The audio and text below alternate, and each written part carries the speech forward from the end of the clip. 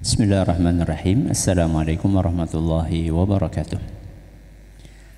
Alhamdulillahi wahdahu wassalatu wassalamu ala nabiyyi wassalatu wassalamu ala man la nabiyya ba'dah wa ala alihi wa sahbihi wa man ittaba hudah ila yaumil qiyamah. Amma ba'd. Jamaah Masjid Manarul Ilmi rahimani wa rahimakumullah, serta para pendengar, para pemirsa yang mudah-mudahan dirahmati oleh Allah Azza wa Jalla. Hari ini kita akan melanjutkan apa yang dibawakan oleh Imam Bukhari dalam kitab beliau Al-Adabul Mufrad, masih tentang bersikap lemah lembut kepada orang tua. Kita akan membaca athar yang ke-9 yang dibawakan oleh beliau dari Urwah ibn Zubair, dari ayahnya, yaitu Az-Zubair. Beliau membawakan firman Allah Azza wa Jalla dalam Al-Quran surat Al-Isra ayat 24, yaitu firman Allah, wakhfid lahuma janahadz-dzulli minar rahmah, rendahkanlah kedua sayapmu kepada orang tuamu karena dorongan kasih sayang. Qala Az-Zubair menafsirkan ayat barusan, la tamtani' min syai'in ahabbahu, jangan pernah tidak memenuhi keinginan kedua orang tuamu. Jangan pernah tidak memenuhi keinginan kedua orang tuamu. Baik, kita akan jelaskan dari ayatnya dulu. Ayatnya berbunyi, wakhfid lahuma janahadz-dzulli minar rahmah. Surat apa tadi? Al-Isra ayat 24. Rendahkanlah kedua sayapmu di hadapan orang tuamu. Emang manusia punya sayap? Ini adalah bahasa kiasan. Bahasa apa? Kiasan. Kita bicara burung, karena yang punya sayap siapa? Burung. Burung itu ketika akan terbang tinggi, sayapnya diangkat apa direndahkan? Ketika terbang, sayapnya apa? Diangkat. Ketika dia turun, tempat yang rendah, sayapnya diapakan? Direndahkan. Jadi makna wakhfid lahuma janahadz-dzulli artinya adalah rendahkanlah dirimu, bertawaduklah di hadapan orang tuamu. Itu maknanya. Sebagaimana burung ketika dia merendah, dia akan meletakkan kedua sayapnya. Begitu pula anak ketika berada di hadapan kedua orang tuanya, seakan-akan seperti burung yang merendahkan sayapnya. Alias jangan merasa lebih tinggi dibandingkan orang tua. Penyakit orang yang tingkat pendidikannya tinggi, ilmu agamanya tinggi, hartanya banyak, jabatannya tinggi, penyakitnya adalah merasa lebih tinggi. Karena memang kenyataannya dia tinggi. Tapi kalau sudah ketemu dengan orang tua, maka setinggi apapun tingkat pendidikanmu, engkau rendah di hadapan orang tua. Sebanyak apapun ilmu agamamu, kalau sudah berada di hadapan orang tua, kamu rendah. Setinggi apapun jabatanmu, kalau sudah di hadapan orang tua, rendah. Jangan pernah membawa bintang 4 di hadapan orang tuamu, kamu tetap rendah. Jangan merasa, oh sudah tamat pesantren, sudah hafalan Qur'annya banyak, hafalan hadisnya banyak. Ayah dan ibu saya boro-boro hafal baca Quran aja mungkin belum bisa. Terus Anda merasa lebih tinggi dari ibu Anda, lebih merasa tinggi dibandingkan ayah Anda. Tidak. Walaupun orang tua kita tingkat pendidikannya rendah. Kita sudah sampai S2, S3, sudah doktor. Orang tua saya, orang tua kita cuma tamatan SD. Jangan merasa lebih tinggi. Perintah dari Allah Subhanahu wa taala. Jangan gengsi. Ketika kita sudah dikenal di mana-mana, kemudian orang tua kita nuwun sewu mungkin dari kampung, penampilannya biasa-biasa. Jangan gengsi kita untuk menggandeng kedua tangan orang tua kita. Jangan malu untuk mengenalkan orang tua kita yang mungkin secara fisik mungkin biasa-biasa saja.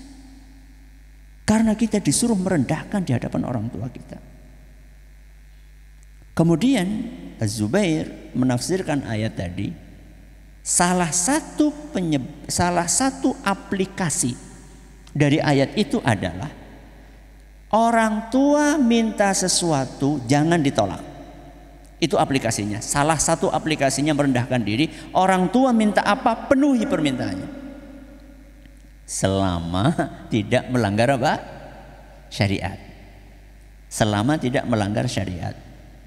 Kalau tidak salah, Az-Zubair ini pula yang suatu hari orang tuanya, entah ayahnya entah ibunya, pengen makan jantungnya pohon kurma. Jadi pohon kurma kalau dibelah di tengah-tengahnya itu ada apanya? Ada jantungnya. Apa? Pondoh. Ya, mirip gitu-gitulah pondohnya. Mungkin di pohon kelapa juga ada ya. Di pohon bambu juga ada kalau nggak salah. Pengen itu. Padahal hari itu yang namanya pohon kurma itu mahalnya minta ampun. Karena lagi jarang ada pohon kurma. Kemudian saat itu buah pohon kurma lagi mahal-mahalnya. Apa yang beliau lakukan? Beliau beli pohon kurma yang terbaik. Setelah dibeli dengan harga yang melambung tinggi, beliau tebang pohon. Beliau tebang pohon. Orang-orang pada ngeliat, ente sehat ya. Kalau bahasa kita sekarang, ente waras ya. Orang lagi nyari pohon kurma karena buahnya lagi mahal. Ente beli, ente tebang. Cuma untuk ngambil apa? Cuma untuk ngambil pondohnya. Apa kata beliau? Apapun yang diminta oleh orang tuaku, selama aku bisa penuhi, aku akan penuhi. Apapun yang diminta oleh orang tuaku, selama aku bisa penuhi, aku akan penuhi. Walaupun harus mengorbankan duit sebanyak apapun. Itu aplikasi betul dari firman Allah Azza wa Jalla yang tadi kita dengarkan. Orang tua kita nggak minta banyak sama kita. Paling minta supaya, nak, kamu belajar yang baik ya. Nak, kamu bantu ibu ya nyuci. Kamu bantu ibu ya bersih-bersih. Kamu antar ibu ya. Gak banyak yang diminta oleh orang tua kita. Selama kita bisa penuhi, penuhi. Jangan sampai kita, nak, antar ibu ya ke pasar. Aduh bu, saya sudah ada janjian. Sama siapa? Sama teman. Mau ngapain? Mau ngopi. Astagfirullah. Kalau sudah seperti itu, orang tua nomor satu, itu prioritas. Ya. Tentunya selama tidak melanggar syariat. Ya, melanggar syariat contohnya, ibu diantar ya kemana? Ke dukun. Wah, itu lain masalah. Tapi kalau misalnya ibu kita pengen sesuatu, nak, tolong hajikan ibu ya. Siap. Duitnya nanti golet. Nyari. Ya. Kalau mampu. Terakhir, ada pelajaran berharga yang masih saya ingat. Ini kejadian ketika saya masih SD. Ketika saya masih SD, saya punya kakek di sini di Kedung Wulu, namanya Mbah Kartameja. Biasa juga dipanggil dengan Mbah Muhayyad. Punya beberapa anak. Salah satunya ayah kami, Ustaz Zaini Muhayyad. Ketika mbah itu sudah sepuh, sudah sakit-sakitan, bahkan sudah pakai apa namanya buat buang air seni itu, pakai selang itu apa namanya? Kateter. Sudah pakai kateter. Tentunya kan susah kan mau pergi kemana-mana. Mbah pengen ke rumah anaknya yang di Jakarta. Mbah pengen ke rumah anaknya yang di Jakarta. Pakai kendaraan apa? Kendaraan umum. Dari mana kendaraan pribadi? Kendaraan umum. Ini kejadian saya masih SD. Ngomong sama beliau, bicara sama putra-putranya yang ada di sini, semuanya mengatakan, "Enggak, susah, nanti repot ini. Di mana nanti di bis bawa kateter, bawa kantong isinya apa? Pipis. Nanti kalau ada apa-apa di jalan gimana?" Intinya seluruh anaknya menolak. Terus kata mbah, "Kayak si neng Banyumas celuk ngeneh." Neng Banyumas itu maksudnya ayah kami. Ayah kami kan saat itu ajarnya di Banyumas. "Kayak si neng Banyumas celuk ngeneh." Itu yang di Banyumas suruh ke sini. Akhirnya singkat cerita beliau datang, "Pripun Pak, aku pengen meng Jakarta." Langsung bapak mengatakan, "Nggih."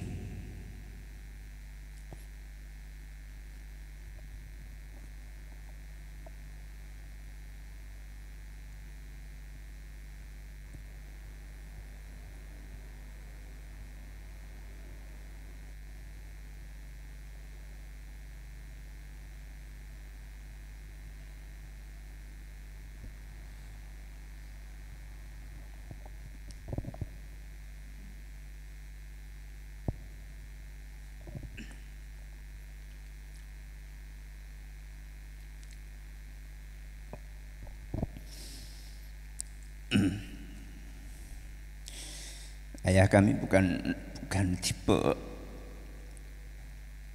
orang kaya, bukan.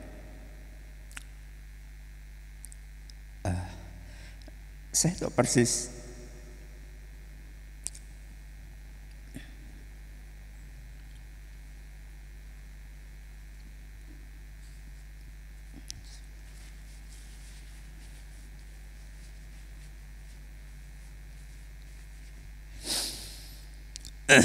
saya tahu persis beliau itu bukan orang yang banyak duit, bukan.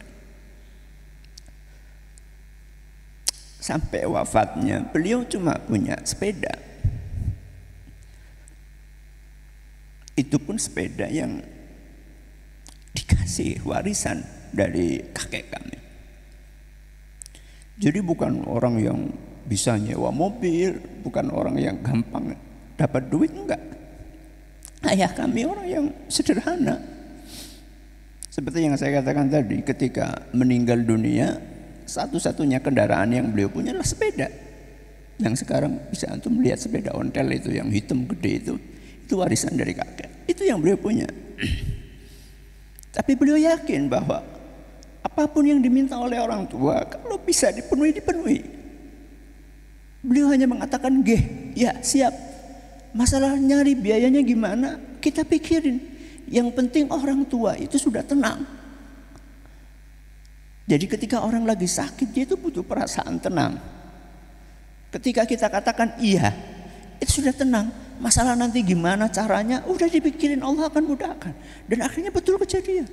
Bahkan berangkat ke Jakarta, saya ingat sekali, saya itu ikut ya, mendampingi kakek di sampingnya. Waktu masih SD, sama satu keluarga akhirnya berangkat semua. Dan alhamdulillah lancar-lancar aja. Jadi apapun yang diminta oleh orang tua kita, kalau kita bisa penuhi, kita penuhi. Selama tidak melanggar syariat. Dan tentunya dengan penuh kelembutan, karena bab yang beliau bawakan adalah bab berlemah lembut kepada orang tua. Salah satu bentuk berlemah lembut kita kepada orang tua adalah memenuhi permintaan orang tua selama tidak melanggar syariat, dan kita penuhinya dengan cara yang halus, dengan cara yang lembut. Mudah-mudahan bermanfaat. Wallahu taala a'lam wa a'lam. Subhanakallahumma bihamdika asyhadu an la ilaha illa anta astaghfiruka wa atubu ilaik. Assalamualaikum warahmatullahi wabarakatuh.